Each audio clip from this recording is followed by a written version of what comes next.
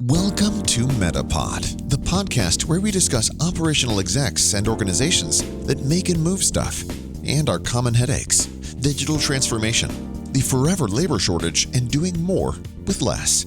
And now, the host of Metapod, Ron Crabtree.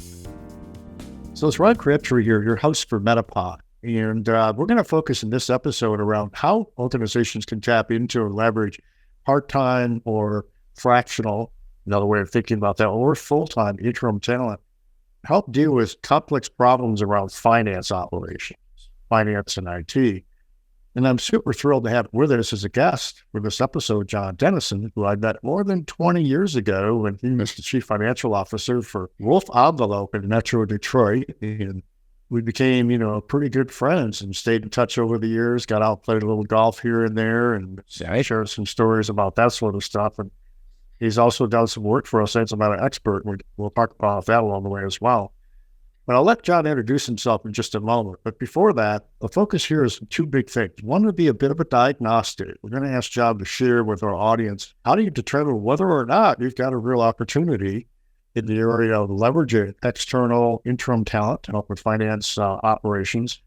And then the meat and potatoes here would be, what do you do? What's the practical advice that John could offer if you determine, yes, in fact, those are areas where you could do something or take benefit from, leveraging interim talent from a finance perspective.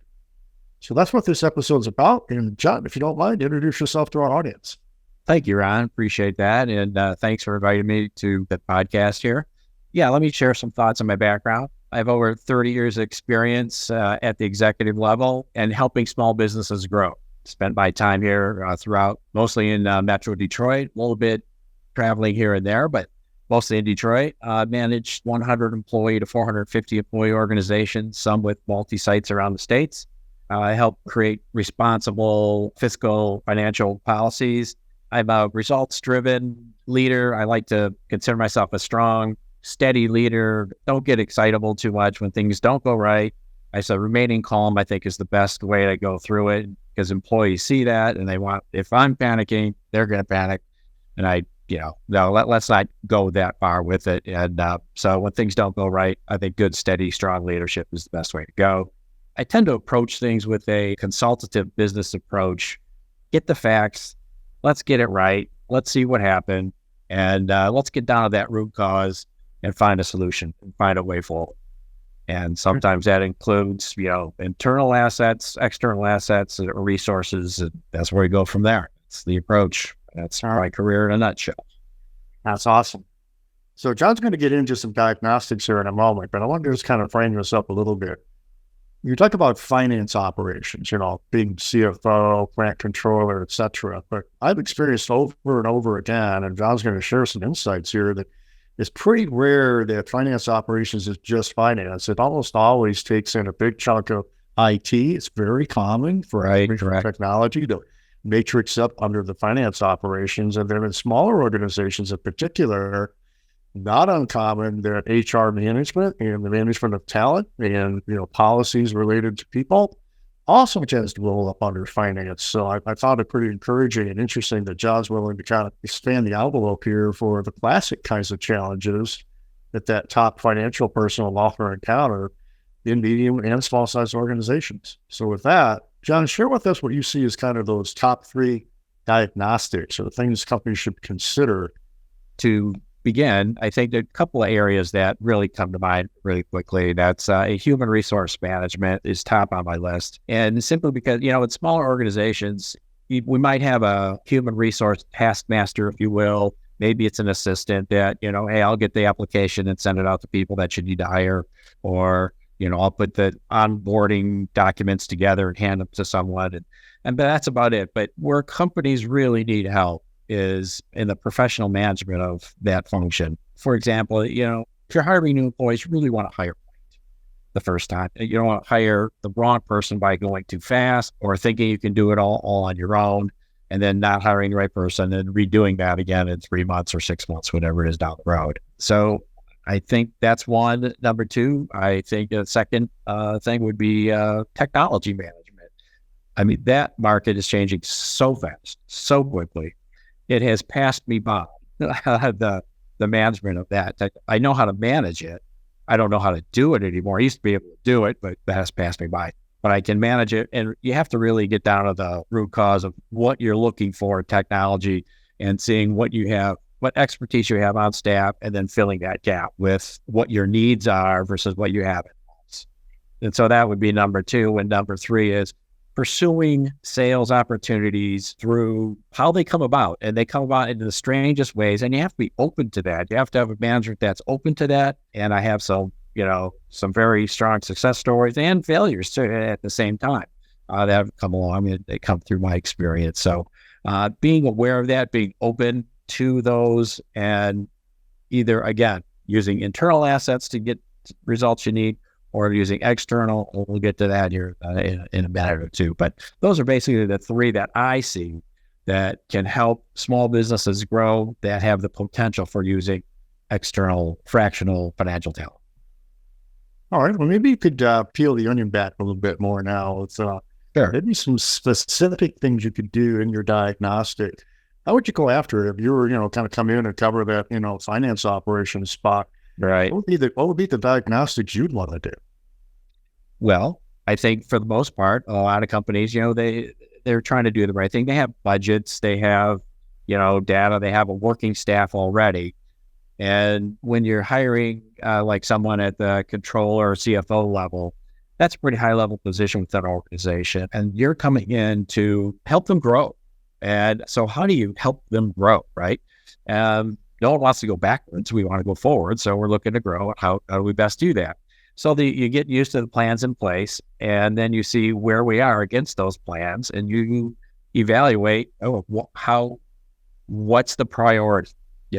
Where do we start? Okay, management team, here's what I'm seeing. You said we would grow 8% this year, and we're growing at 2.5%. What do we do now? So where is it? What do we have to do, right? So is it, what's holding us back from that 3%? Sales opportunities? Are we missing? Are we not answering RFPs? We're missing deadlines. Sales performance? You always start right at the top line, right?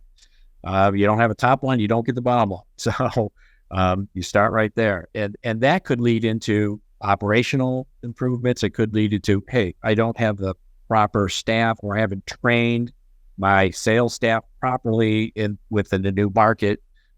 Especially through the last 10 years or even 20 years and that I've seen, automating order entry processes, automating communications with your customer base was very important. And if you're behind the 8 ball, if that's what's causing it, well, then maybe that's where we go to technology and training and that type of thing, and getting the right staff in place to make sure that happens, therefore HR. So starting with that, I think that's how you approach a problem. Get to that, where's the beef, so to speak? Where's the meat what's going to provide the quickest return on investment in some space? So having said that, shall we dive into? Yeah. So you did a great job there at helping us understand, kind of that root cause analysis. It was the plan, but where we're not achieving it, and what was behind that. Right. So I guess we could pivot now and kind of get more into what do you do, right? So you've done the diagnostic, You've determined, yes, in fact, we've got those roadblocks. We're not going to getting the results we require. So kind of what's the next thing you do to then implement? In other words, if you're going to pull in outside talent to help you fix it, what are you aiming at? Might be part of the answer here. And, what would be your go-do suggestions specifically around the human resources side of things?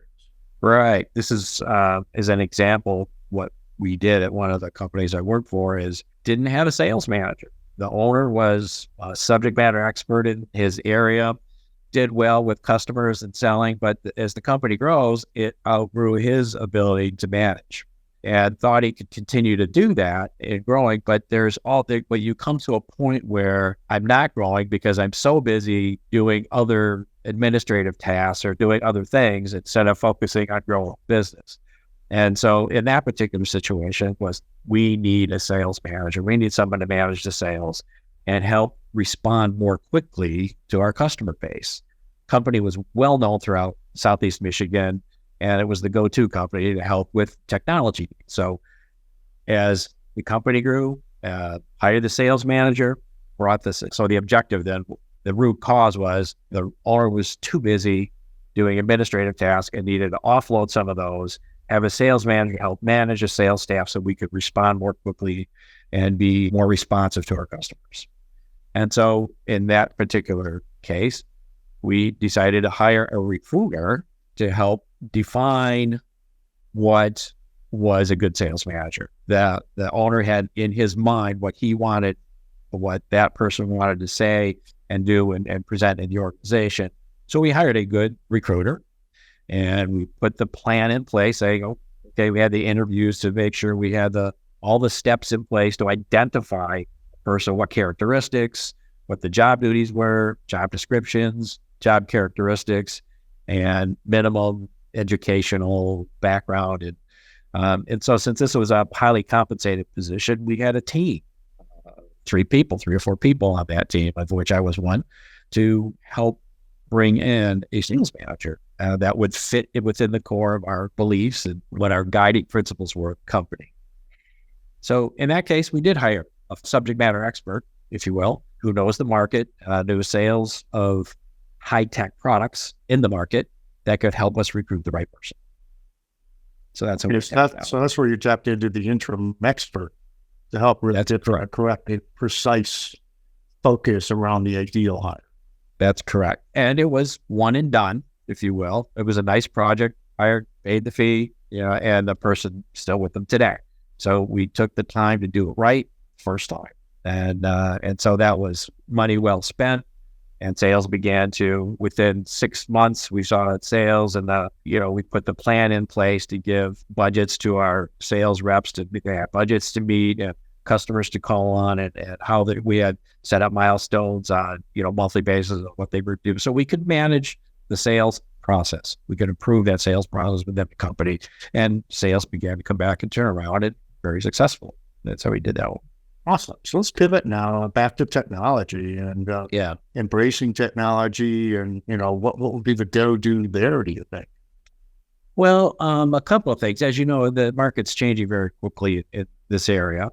So technology in the sales, usually you get the salesperson making phone calls, meet the customer, shake their hand, make them feel good about your product and away you go. But with the onset of automation, customers are like, what can you provide me different from where I'm getting now? What can we do differently? Why you, so to speak, right? Well, automation is a big part. How can I get my product faster, better, smarter?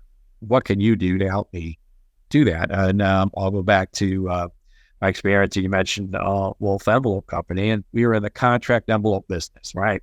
We got to know our customers, how they used envelopes. Banks, utility companies were our customer base that used millions of envelopes every month. So we're always on top of, okay, here's your usage. Here's, getting their statements out on time was very important, as you can imagine. So we had to have the envelopes there to get it to their mail processing on a timely basis. So what we did here was we asked the customer, how could we do business and automate the business process of order entry and keep both of us happy? Because they were always calling with emergency mailings and that type of thing.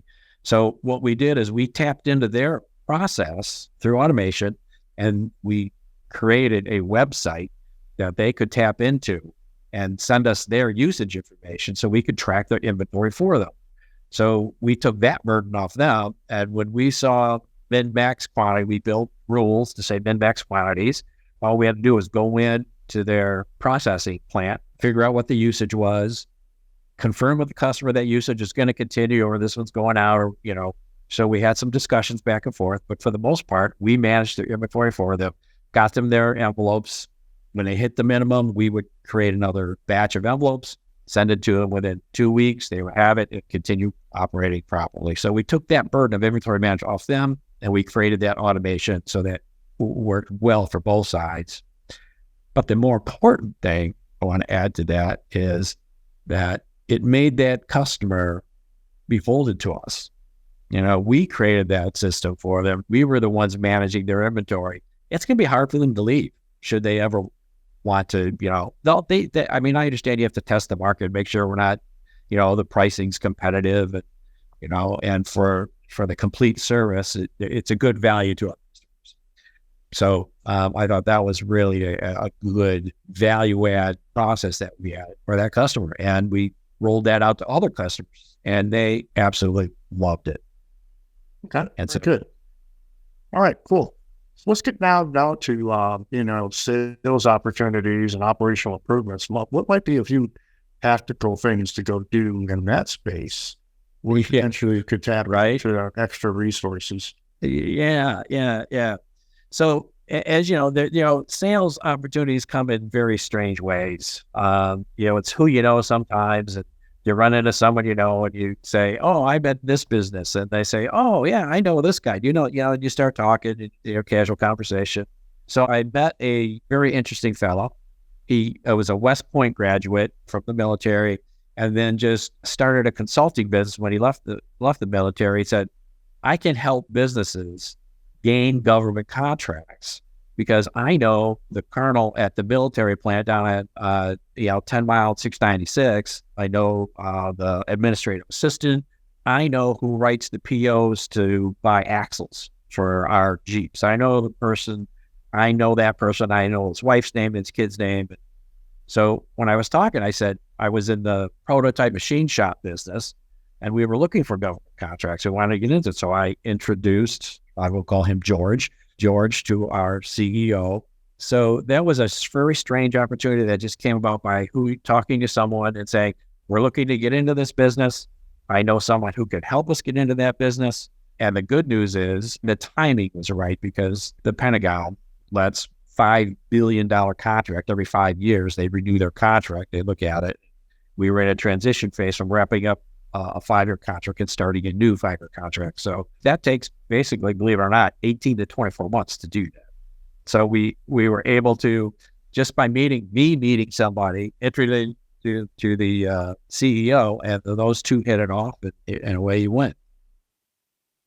All right. So what might be some other things you could do, like, dealing with customer complaints or trying to grow the business or whatever? What would be some other go-dos where you could leverage external talent?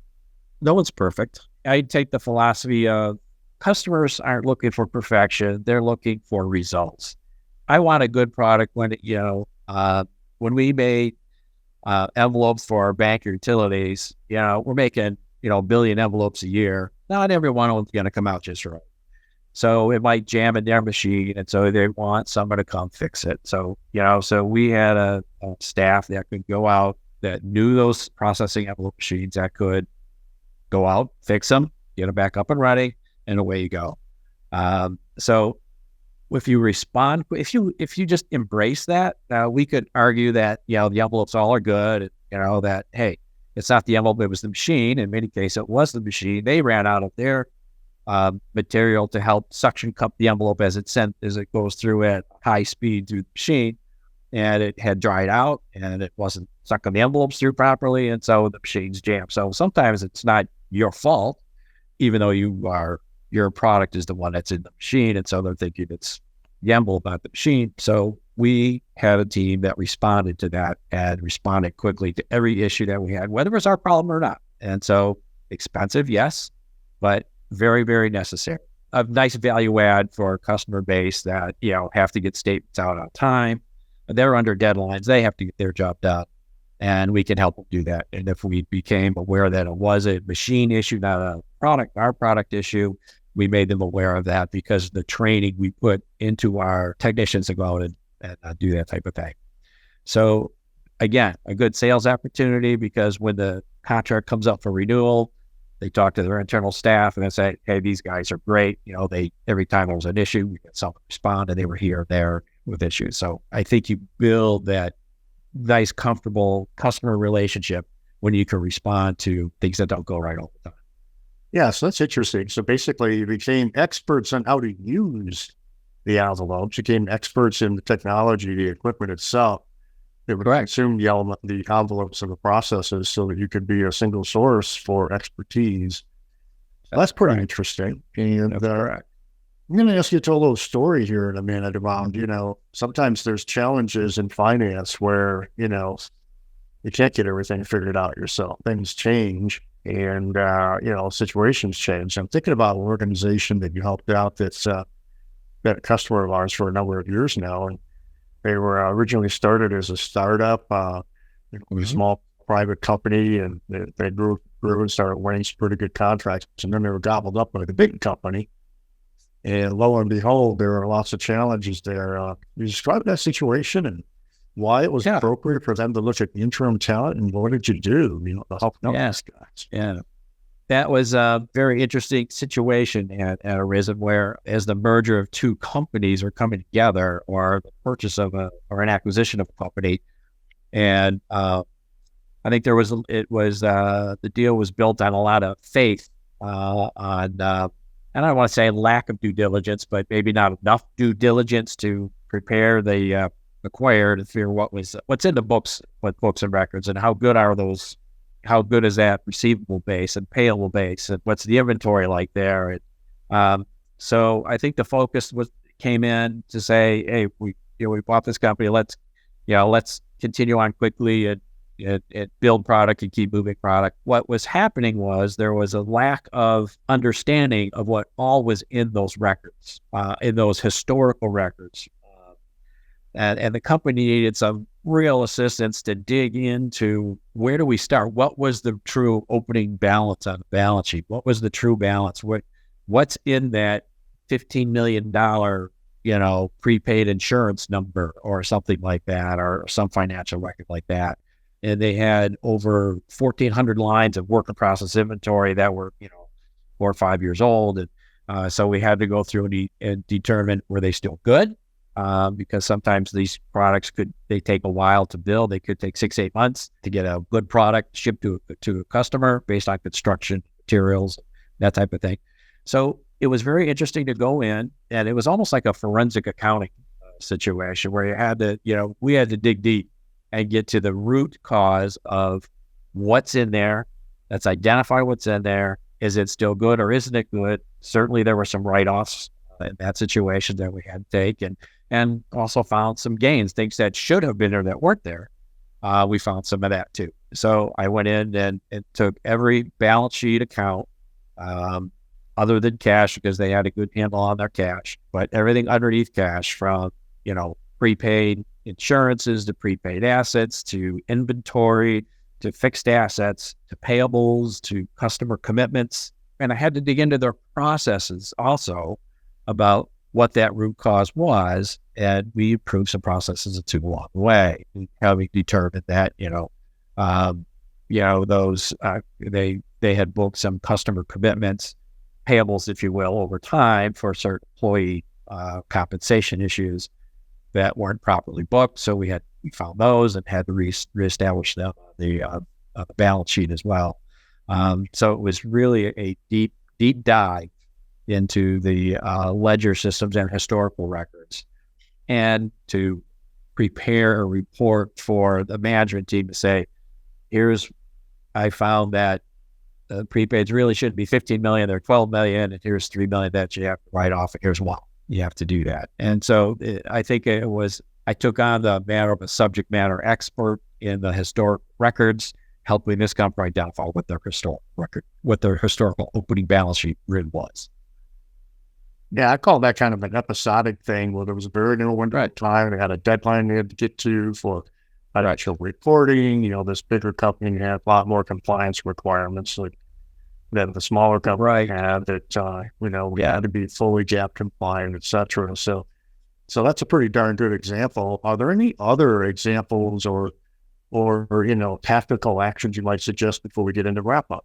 I think the most interesting one was the sales opportunities, simply because it's wide open, and you have to identify, is it an opportunity, or is it just someone trying to sell you or the company something? You can approach that in several different ways. For example, let's pick a company looking to acquire another company, thinking that they want to acquire another company, or thinking that, hey, the quickest way to growth is to acquire a competitor. It's someone that does the same thing you do. It's, it's easy. You understand it. You know them, most likely, of them, or you have met them at some kind of industry gathering, but it doesn't always work that way. So you have to be aware of what it can do for you, for sure, the benefits, and also watch for those pitfalls, because it could take you down if you try to bite off more than you could chew. And that's where some expertise comes into play. especially dealing with smaller organizations, where the owner has built it, proud of what he's done. It's his family, it's his or her family. They want to make sure that it grows properly, and we do all the right things.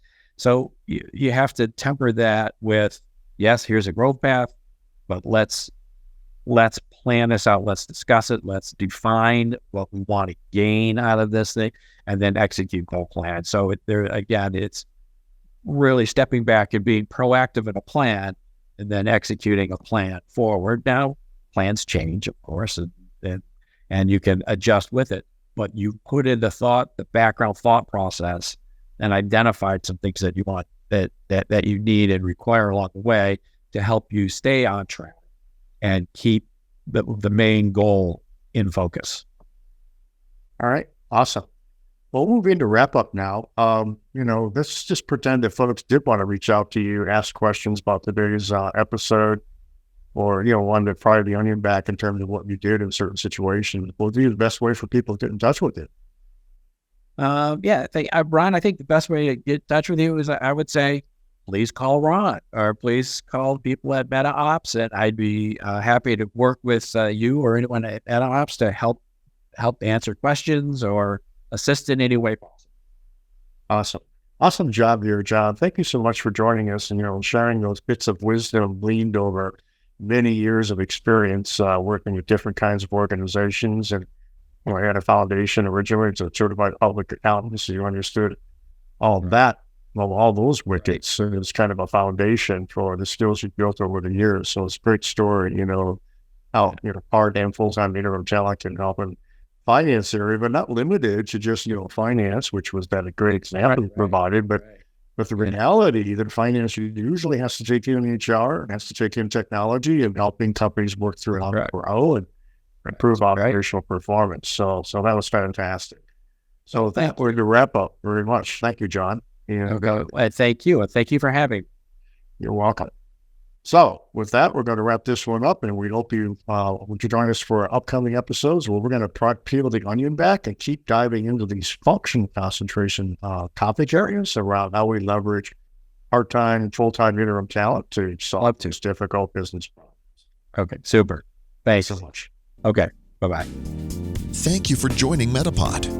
For requests on topics or to ask questions, you can connect with Ron Crabtree 3 ways: via email at metapod@metaexperts.com, via LinkedIn, or by calling him directly at 734-425-1455, extension 103.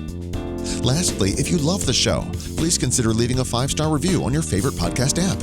We truly appreciate all your support.